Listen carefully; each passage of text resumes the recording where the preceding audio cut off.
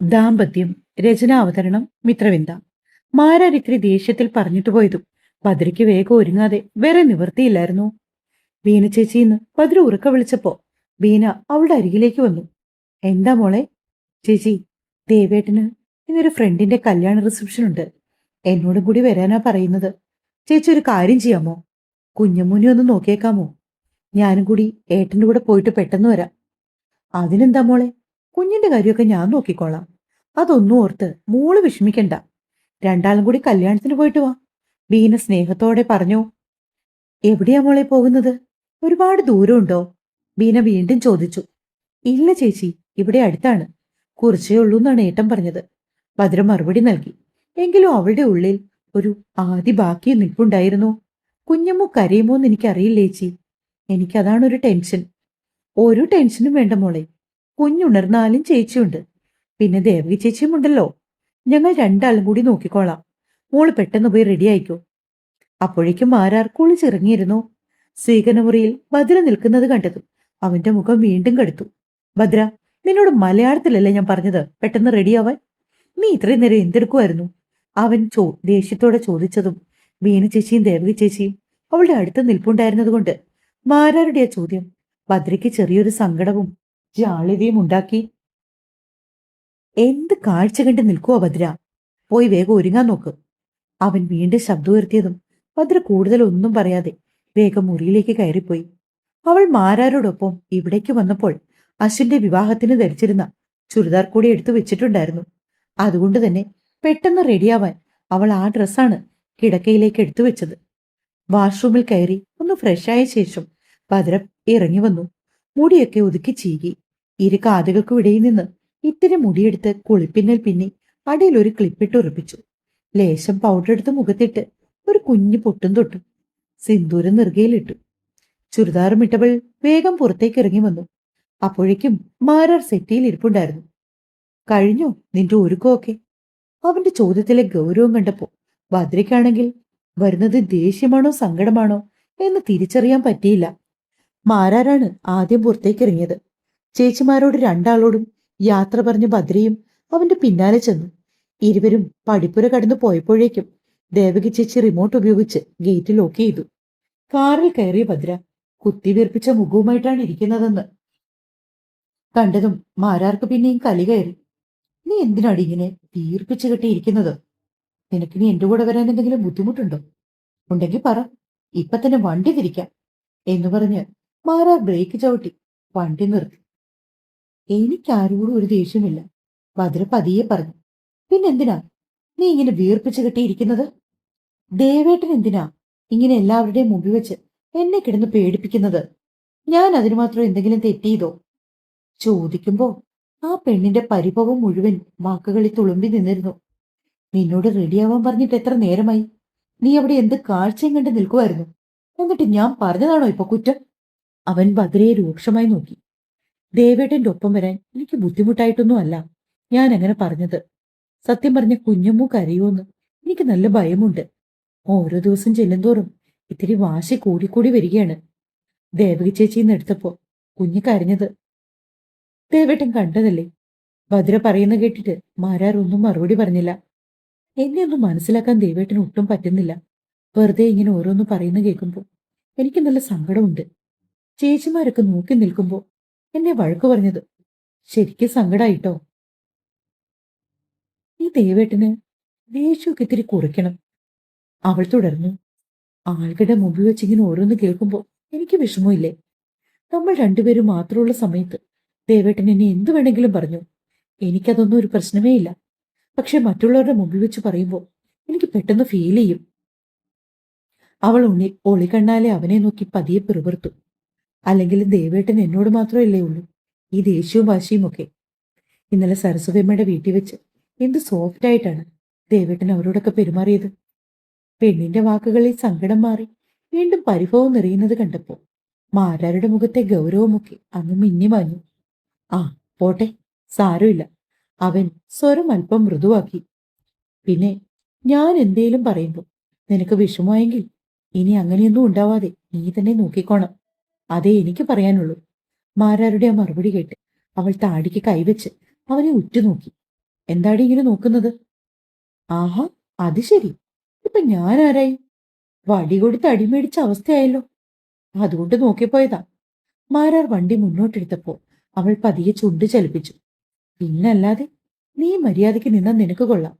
ഞാൻ ഒരു വഴക്കിനും ദേഷ്യത്തിനും ഒന്നും വരില്ല. ഇതിപ്പോ ഞാൻ നിന്നോടൊരു കാര്യം പറഞ്ഞിട്ട് ഇറങ്ങിപ്പോയി. എന്നിട്ടും നീ ആ റൂമിൽ അന്താളിച്ച് നിൽക്കുമായിരുന്നു.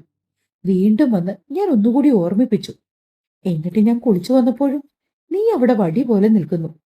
ദേഷ്യം വരാതെ പിന്നെ എങ്ങനെ ഇരിക്കും? അത് ഞാൻ ബീന ചേച്ചിയോടെ കുഞ്ഞിന്റെ കാര്യം ശ്രദ്ധിക്കണമെന്ന് പറയുമായിരുന്നു. നീ പറഞ്ഞാലേ ചേച്ചി കുഞ്ഞിന്റെ കാര്യം ശ്രദ്ധിക്കത്തുള്ളൂ. അവൻ വീണ്ടും ശബ്ദമുയർത്തി. ഈ ഭദ്രയോട് പറഞ്ഞു മനസ്സിലാക്കാൻ എന്നെക്കൊണ്ട് സാധിക്കില്ല. നീ ഒന്നും ഒരിക്കലും നന്നാകില്ലെന്ന് തീരുമാനിച്ചിറങ്ങിയതല്ലേ. അതുകൊണ്ട് മിണ്ടാതിരുന്നാൽ അത്രയും ഭേദം. മാരാർ പറഞ്ഞു. ആ, അങ്ങനെ ഇരുന്ന കൊള്ളാം. അവൾ മുഖം ഇടത്തോട്ട് തിരിച്ച് ചുണ്ടുപൊട്ടി പിറുപിറുത്തു. എന്റെ നാരായണ, ഈ മനുഷ്യനെ ഞാൻ എങ്ങനെ സഹിക്കുവാവോ? എന്താടി, നീ എന്തെങ്കിലും പറഞ്ഞോ? പറഞ്ഞെങ്കിൽ ഉറക്കെ പറ. എനിക്ക് കേൾക്കാവുന്ന മട്ടിൽ പറയും. മാരാർ ഒളികണ്ണോടെ അവളെ നോക്കി. ഞാനൊന്നും അങ്ങോട്ട് പറഞ്ഞില്ലേ. അപ്പോഴാണ് മാരാരുടെ ഫോൺ റിങ് ചെയ്തത്. അവൻ എടുത്തു നോക്കിയപ്പോ ഒരു പഴയ സുഹൃത്താണ്. വണ്ടി പതിയെ ഒന്ന് സ്ലോ ചെയ്ത് ഇടം കൈകൊണ്ടവൻ കോൾ അറ്റൻഡ് ചെയ്തു. ഹലോ. ആ, ദേവ, ഞാൻ മിഥുനാടാ. എനിക്ക് മനസ്സിലായി മിഥുൻ. നിന്റെ നമ്പർ എന്റെ ഫോണിൽ ഓൾറെഡി സേവ് ആണ്. നീ കല്യാണത്തിന് വരുമോന്നറിയാൻ വിളിച്ചതാ. ഞാൻ വരുന്നുണ്ട് മിഥുൻ. ഞാനും വൈഫും കൂടി അങ്ങോട്ട് വന്നുകൊണ്ടിരിക്കുകയാണ്. ഏ, നിന്റെ വിവാഹം കഴിഞ്ഞോ? മിഥുൻ അത്ഭുതത്തോടെ ചോദിച്ചു. വിവാഹവും കഴിഞ്ഞു, ഒരു കുഞ്ഞുമായി. മാരാർ ചിരിച്ചുകൊണ്ട് പറഞ്ഞു. എടാ ദേവ, നീ എന്നോട് വെറുതെ തമാശ പറയുവാണോ? ഇതിന് വിശ്വസിക്കാൻ കഴിഞ്ഞില്ല. ആ, എങ്കിൽ പിന്നെ നിന്റെ വിശ്വാസം അങ്ങനെയാണെങ്കിൽ അതുപോലെ ഇരിക്കട്ടെ. എടാ സത്യം പറ, നിന്റെ കല്യാണം കഴിഞ്ഞോ? വരട്ടെ, വന്നിട്ട് നേരിട്ട് കാണാം. ഒരു പുഞ്ചിരിയോടെ മാരാർ കോൾ കട്ട് ചെയ്തു. ആരാ ദേവേട്ട വിളിച്ചത്? ഭദ്ര ആകാംക്ഷയോടെ ചോദിച്ചു. എന്റെ ഒരു പഴയ ഫ്രണ്ടാണ് മിഥുൻ. അവൻ ബാംഗ്ലൂരായിരുന്നു. ഇപ്പൊ കുറച്ചു കാലമായി കോണ്ടാക്ട് ഒന്നും ഇല്ലായിരുന്നു. ഇന്ന് കല്യാണത്തിന് വരുന്നുണ്ടോന്നറിയാൻ വിളിച്ചതാ. അവൻ അവിടെ എത്തിയിട്ടുണ്ടെന്ന് തോന്നുന്നു. മാരാർ പറഞ്ഞു നിർത്തിയതും ഭദ്രയുടെ മുഖത്ത് വീണ്ടും ഒരു മടി പോലെ നിഴലിച്ചു. ദേവേട്ട, ഞാൻ വരണോ നീ? എനിക്ക് എന്തൊക്കെയോ ഒരു ബുദ്ധിമുട്ട് പോലെ തോന്നുന്നു. എന്തു ബുദ്ധിമുട്ട്? നിനക്ക് കുറച്ച് നേരായല്ലോ ഈ ബുദ്ധിമുട്ടിന്റെ അസുഖം തുടങ്ങിയിട്ട്. ഹോസ്പിറ്റലിൽ പോയി വല്ല മരുന്നും മേടിക്കണോ? മാരാർക്ക് വീണ്ടും ദേഷ്യം പിടിപ്പിക്കാനായി ഭദ്ര ഓരോരോ കാരണങ്ങൾ ഉണ്ടാക്കി. ദേവേട്ട, ഞാൻ പറയുന്നുണ്ടെന്ന് തോന്നരുത്. എനിക്കിങ്ങനെ ദേവേട്ടന്റെ കൂടെ വരാൻ വല്ലാത്തൊരു സങ്കടം പോലെ. ഭദ്ര മടിച്ചു മടിച്ചു പറഞ്ഞു. അതെന്താടി, ഞാൻ അത്രയ്ക്ക് മോശമാണോ? മാരാർ ഗൗരവത്തിൽ ചോദിച്ചു. ദേവേട്ട, തമാശ പറയല്ലേ. എന്റെ അവസ്ഥ ഒന്നും മനസ്സിലാക്കിക്കേ. നിന്റെ ഏതവസ്ഥയാണ് ഞാൻ മനസ്സിലാക്കേണ്ടത്? ഞാൻ വരണോ? നമുക്ക് തിരിച്ചു പോയാൽ പോരെ? അവൾ വീണ്ടും ചോദിച്ചതും മറുപടിയായി മാറാർ അവളെ ദഹിപ്പിക്കുന്ന പോലെയൊന്ന് നോക്കി. ശോ, ഈ ദേവേട്ടന്റെ ഒരു കാര്യം. ഏട്ടന്റെ ഫ്രണ്ട്സും അവരുടെ ഫാമിലിയും ഒക്കെ വരുമ്പോ ഞാൻ ഭദ്ര പൂർത്തിയാക്കിയില്ല. നീ ബാക്കി കൂടി പറയേ. അതല്ലേട്ടാ. ഏതല്ലെന്ന്? ശോ, എനിക്കെന്തോ ഒരു മടി പോലെ. ഭദ്ര കൈകൾ കോർത്തു പിടിച്ചു. നിനക്ക് ഈയിടെയായിട്ട് ഇത്തിരി കൊഞ്ചല് കൂടുന്നുണ്ട് കേട്ടോ. മാരാർ വണ്ടി ഓടിക്കുന്നതിനിടയിൽ അവളെ നോക്കി. ഞാൻ കാര്യമായിട്ട് പറഞ്ഞതാ ദേവേട്ട. എന്ത് കാര്യമായിട്ട് പറഞ്ഞെന്ന്? എന്റെ കൂടെ വന്നാൽ നിനക്ക് എന്താണ് പ്രശ്നം? ദേവേട്ട, ഏട്ടനെ പോലെ ഒരാളുടെ കൂടെ ഈ ഭദ്ര. അവൾ എന്തോ പറയാൻ തുടങ്ങിയതും മാരാർ കൈയുയർത്തി അവളെ വിലക്കി. മതി, നിർത്ത്. നിന്നോട് ഞാൻ 1000 ആവർത്തി പറഞ്ഞു കഴിഞ്ഞിരിക്കുന്നു. ഇമാതിരി കൂതറ ഡയലോഗുമായിട്ട് എന്റെ അടുത്ത് വരരുതെന്ന്. നിനക്ക് എന്തിന്റെ കേടാണ്? എനിക്കതാ മനസ്സിലാവാത്തത്. മാരാരുടെ ശബ്ദത്തിൽ വീണ്ടും ഗൗരവം നിറഞ്ഞു. എനിക്ക് നീ എന്റെ ഭാര്യയാണെന്ന് പറയാനും നിന്നെ എന്റെ കൂടെ കൊണ്ടുപോകാനും യാതൊരു ബുദ്ധിമുട്ടുമില്ല. പിന്നെ നീ എന്തിനാണ് ഇങ്ങനെ മാറി നിൽക്കുന്നത്? വേണ്ടാത്ത കാര്യങ്ങളെക്കുറിച്ച് ഓർത്ത് ടെൻഷൻ അടിക്കേണ്ട കാര്യമില്ലെന്ന് ഞാൻ നിന്നോട് 1000 തവണ പറഞ്ഞു. മനസ്സിലാകില്ലെങ്കിൽ ഞാൻ പിന്നെ എന്താ ചെയ്യേണ്ടത്? മാരാർ വണ്ടി ഇടത്തേക്ക് തിരിക്കുന്നതിടെ ഭദ്രയെ നോക്കി. ഒന്നും മിണ്ടാതെ അവൾ തല കുമ്പിട്ടിരിക്കുന്നത് കണ്ടതു മാരാർക്കുള്ളിന്റെ ഉള്ളിൽ എന്തോ ഒരു സങ്കടം പോലെ. ഒന്നും മിണ്ടാതെ അവൾ തല കുമ്പിട്ടിരിക്കുന്നത് കണ്ടതും മാരാർക്ക് ഉള്ളിന്റെ ഉള്ളിൽ എന്തോ സങ്കടം പോലെ. അവനറിയാം ഭദ്രയുടെ മനസ്സിൽ ഇപ്പൊ എന്താണുള്ളതെന്ന്.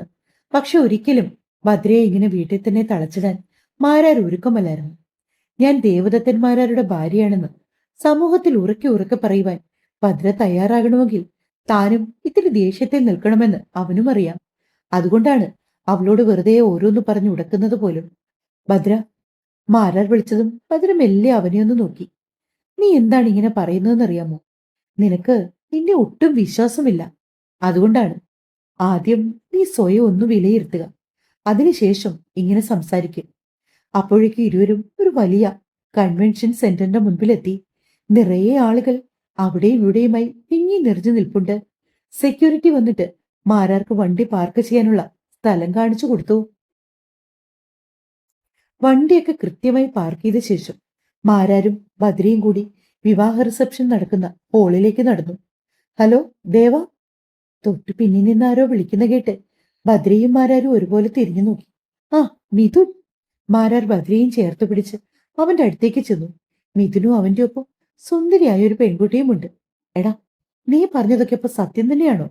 അവൻ ഭദ്രയെ നോക്കി ഒന്ന് ചിരിച്ചുകൊണ്ട് മാരാരുടെ വയറിൽ ചെറുതായി ഒരു ഇടിവെച്ചു കൊടുത്തു. നിന്നോട് നുണ പറഞ്ഞിട്ട് എനിക്ക് എന്ത് കിട്ടാനാ? ഇതാണ് ഞാൻ പറഞ്ഞ ആള്.